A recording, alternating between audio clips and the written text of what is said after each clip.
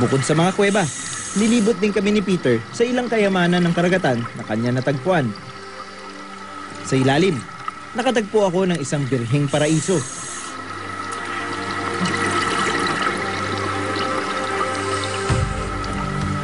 Very pristine pa yung conditions ng Coras, napakaganda. And hitik pa sa isda yung lugar, no? So ibig sabihin hindi pa na-overfish at kumbaga na-maintain yung balance dun sa area yun, no? Makikita mo yung maraming mga maliliit na isda, ibig sabihin nakakapagparami sila. Dati raw na may pagdidinamita sa ilang lugar sa probinsya ng Romblon.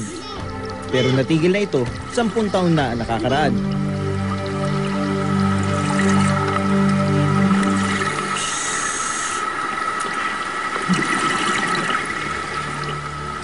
Ang painted spiny lobster, nakikiramdaman ng paligid gamit ang kanyang antena. Alerto kung may panganib.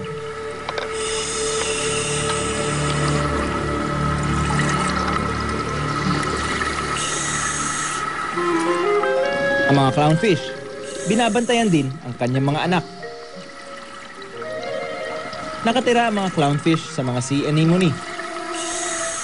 Nakakain ng mga clownfish ang mga tira-tirang pagkain ng anemone. At bilang ganti, nililinis naman ng clownfish ang kanyang tirahan at pinoprotektahan ito.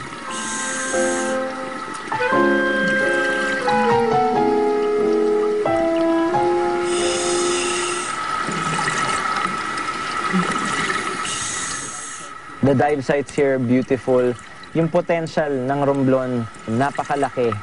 Pero I guess, learning from what happened sa mga ibang lugar sa bansa natin, how progress overtook yung pangangalaga sa lugar. At least dito, pwede pang itama yung mga naging mali sa ibang lugar. Ang peacock tail shrimp, nakikitira din sa isang anemone. Pero kinakain nito ang mismo mga galamay ng coral na walang pakinabang.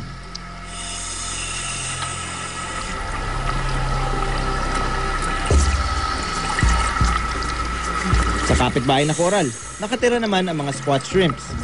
Tinatawag din silang sexy shrimp dahil sa kanilang paggiling. Tulad ng peacock tail, pagkain din ito ang mga galamay ng anemone. Relax naman ang porcupine fish. Kapag may panganib, lumulobo ang katawan nito at inilalabas ang kanyang mga panusok bilang depensa. Pero sa hapong ito, payapa lang itong namamahinga.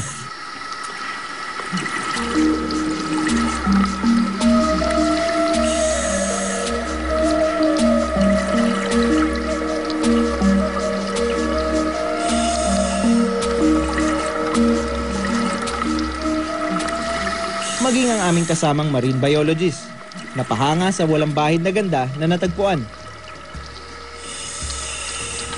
Very healthy. Compared to some places in Batangas side. Sana mag-preserve sila ito. Wala akong nakita mga destruction. May pagmamalaki man ang tanawin sa karagatan ng Romblon. Bilang taga rito, hindi pa rin daw gusto ni Peter na dagsain ng turista ang kanilang lugar. No, it shouldn't be overcrowded. It should be more ecotourism than party tourism. Sa aming pag-iikot sa Romblon, maging sa ibabaw ng karagatan, nakatagpo kami ng isang tila nakatagong ganda. Wala daw taong pinapayagang pumasok sa dalampasigan na ito nang walang permiso mula sa may-ari ng daanan papunta rito. It's my first time here sa Romblon. And I've lived in Boracay for so long and napakalapit lang niya actually sa Boracay. Na-surprise lang ako kasi ang daming lugar dito sa Romblon na mukhang what people in Boracay describe what Boracay was from before. Mahabang beach na sobrang pristine, na puro buhangin lang at puno at walang mga bahay or anything. So I guess isa siguro sa masasabi kong ganda ng Romblon yung untouched beauty nga niya or yung talagang hindi pa nagagambalang ganda. Misteryoso, nakakabigani,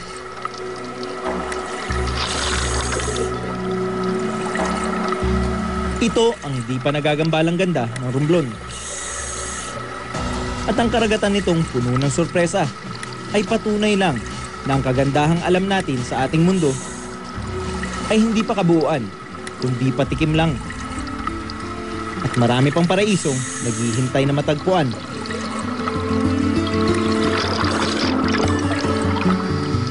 Ako si Kiko Rusca, born to be wild.